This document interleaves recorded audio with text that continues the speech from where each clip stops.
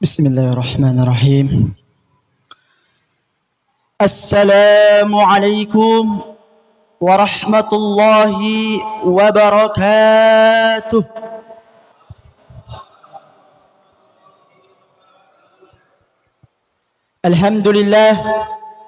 الحمد لله رب العالمين، هدانا لهذا وما كنا لنهتدي لولا أن هدانا الله.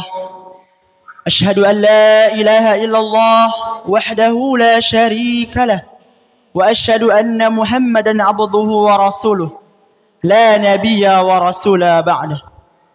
اللهم صل وسلم على سيدنا محمد، اللهم صل وسلم وبارك عليه وعلى آله وصحبه أجمعين. أما بعد، فقال أيضا: شهر رمضان الذي أنزل فيه القرآن هدى للناس وبينات من الهدى والفرقان. صدق الله العظيم وصدق رسول الله الكريم، ونحن على ذلك من الشاهدين والساكرين، والحمد لله رب العالمين. Yang saya hormati para alim ulama, para tokoh-tokoh agama, para asatiz wal asatizah wa ta'mirul masjid, al-imam, serta yang saya muliakan bapak-bapak dan ibu-ibu serta para hadirin yang sama-sama dirahmati oleh Allah Subhanahu wa taala. Alhamdulillah wa syukurillah. Tidak ada kata yang pantas kita ucapkan dari lidah yang tak bertulang ini melainkan rasa syukur kita kepada Allah Subhanahu wa taala. Karena sampai saat ini, sampai detik ini, Allah Subhanahu wa taala tak henti-hentinya memberikan nikmat yang begitu besar kepada kita. Nikmat yang tak terhitung jumlah dan tak terbatas. Dari nikmat yang paling kecil hingga nikmat yang paling besar, yaitu nikmat iman dan Islam. Sehingga pada malam hari ini kita masih bisa melangkahkan kaki kita, masih bisa meluangkan waktu kita untuk bisa melaksanakan salat Isya secara berjamaah, dan insyaallah akan melanjutkan salat tarawih secara berjamaah pula. Secondly, peace and blessings of Allah, peace be upon to our Prophet Muhammad sallallahu alaihi wasallam, to his family, friends and followers, is the bringer for the righteous and the treat for the burdens, from era Jahiliyah to the era Islamiyah, namely Islamic religion that we love.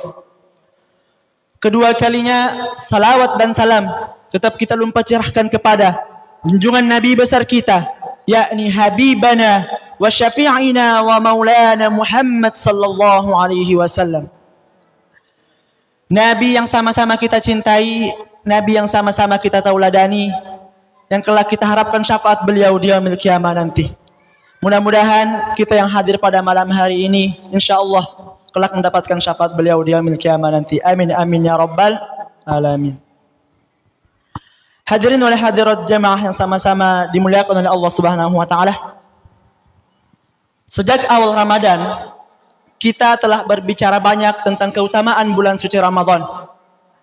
Dan tidak asing lagi telinga kita, banyak para penceramah, para dai, para ustaz yang hampir setiap hari bahkan setiap tahun di bulan suci Ramadan datang menjelaskan keutamaan yang ada di bulan suci Ramadan. Seperti yang kita tahu bahwa di bulan suci Ramadan ini bulan yang penuh dengan keberkahan, bulan yang penuh dengan magfirah, dan bulan yang penuh dengan banyaknya kemuliaan di dalamnya. Sejak awal Ramadan kita telah juga banyak berbicara tentang akhlakul karimah. Nah, kita merefresh kembali dan ketika kita berbicara tentang akhlakul karimah, karena pada dasarnya Rasulullah sallallahu alaihi wasallam diutus ke muka bumi ini bukan hanya sekedar menyampaikan wahyu kepada kita umatnya, tetapi Allah Subhanahu wa taala mengutus Rasulullah sallallahu alaihi wasallam untuk menyempurnakan budi pekerti yang mulia. Sebagaimana sabdanya, "Innama bu'itsu liutammima makarimal akhlaq." Sesungguhnya aku diutus ke dunia ini, kata Rasulullah, hanya untuk menyempurnakan budi pekerti yang mulia, yaitu akhlak. Hadirin wal hadirat jamaah yang sama-sama berbahagia, Ustaz Ilham Humaidi pernah berkata bahwa akhlakul karimah, akhlak yang baik itu terkumpul dalam satu ayat di dalam Al-Quran.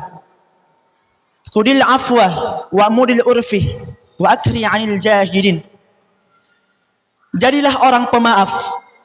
Ajaklah orang lain untuk melakukan kebaikan dan jangan dihiraukan perkataan orang-orang yang bodoh. Maksudnya adalah ketika ada orang lain yang mengatakan kejelekan kita, keburukan kita, cacian jangan kita balas dengan cacian, hinaan pun jangan kita balas dengan hinaan. Karena sesungguhnya al-musliman saliman muslimuna min lisanihi wa yadihi.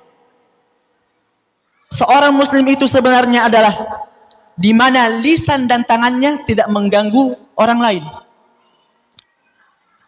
Jadi akhlak ini adalah cerminan kehidupan. Ia adalah wujud kesempurnaan dari keimanan kita. Wa tasdiqun bil qalbi, kita yakini di dalam hati.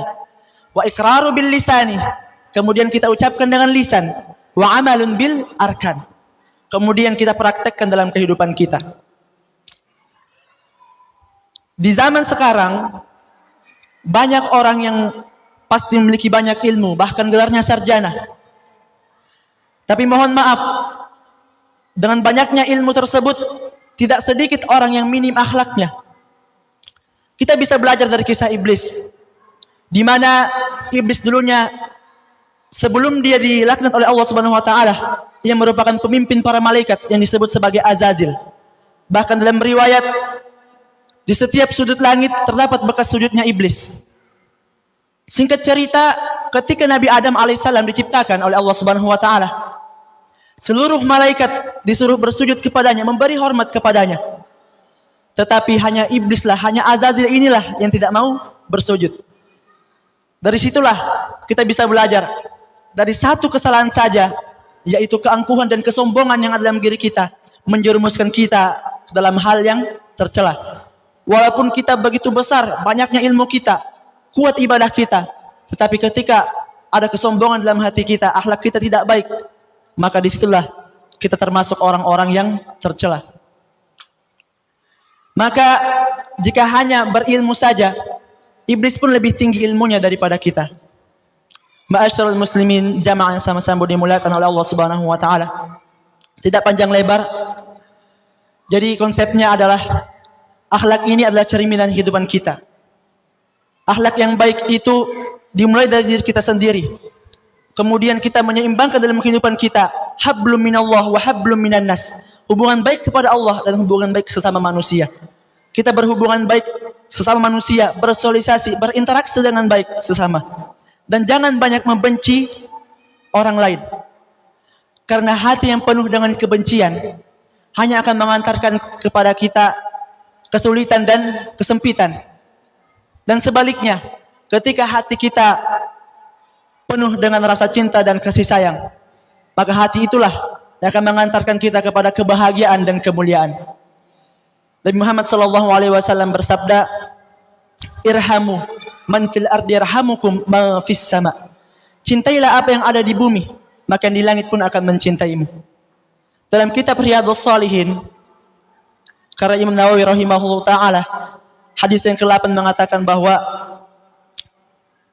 Inna Allah ta'ala la yanzuru ila ajsamikum wala ila surikum walakin yanzuru ila qulubikum. Sesungguhnya Allah Subhanahu wa taala tidak melihat kepada bentuk tubuh kita, tidak melihat kepada rupa kita. Walakin yanzuru ila qulubikum. Tetapi Allah Subhanahu wa taala melihat kepada hati-hati kita. Hadis riwayat Muslim. Jadi kesimpulan dari ceramah yang sangat singkat ini adalah di penghujung bulan suci Ramadan ini, marilah kita memperbanyak ibadah kita, beristiqomah dalam beribadah kepada Allah Subhanahu wa taala.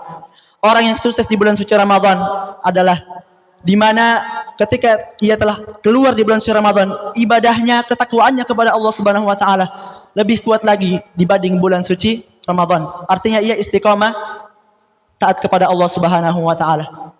Dan pasti di penghujung bulan suci Ramadan ini, ketika kita telah keluar, pasti kita akan rindu dengan suasana bulan suci Ramadan. Kita tidak akan mendengar lagi suara anak kecil yang berteriak ketika Bilal membacakan salawat. Kita tidak akan mendengar lagi para masyarakat yang antusias membangunkan kita sahur di jam 3 subuh. Kita tidak bisa pergi mencari takjil lagi di sore hari, dan kita tidak bisa berkumpul lagi melaksanakan salat tarawih secara berjamaah. Itu kita dapati hanya di bulan suci Ramadan. Dan mudah-mudahan kelak kita semua dipertemukan kembali Allah Subhanahu wa taala di bulan suci Ramadan berikutnya. Mudah-mudahan di penghujung bulan suci Ramadan ini kita lakukan ketaatan dan ibadah kepada Allah Subhanahu wa taala, mempergunakan waktu kita dengan sebaik-baiknya. Mungkin ini saja yang bisa saya sampaikan, kurang lebihnya mohon dimaafkan. Jika ada kata-kata saya yang salah, datang dari saya pribadi. Jika ada kata-kata saya yang benar, datang dari Allah Subhanahu wa taala. Minallahi musta'an li tiklan unzur ma qala wa la tanzur man qala. Jangan lihat siapa yang menyampaikan, tapi lihatlah apa yang disampaikan. Assalamualaikum warahmatullahi wabarakatuh.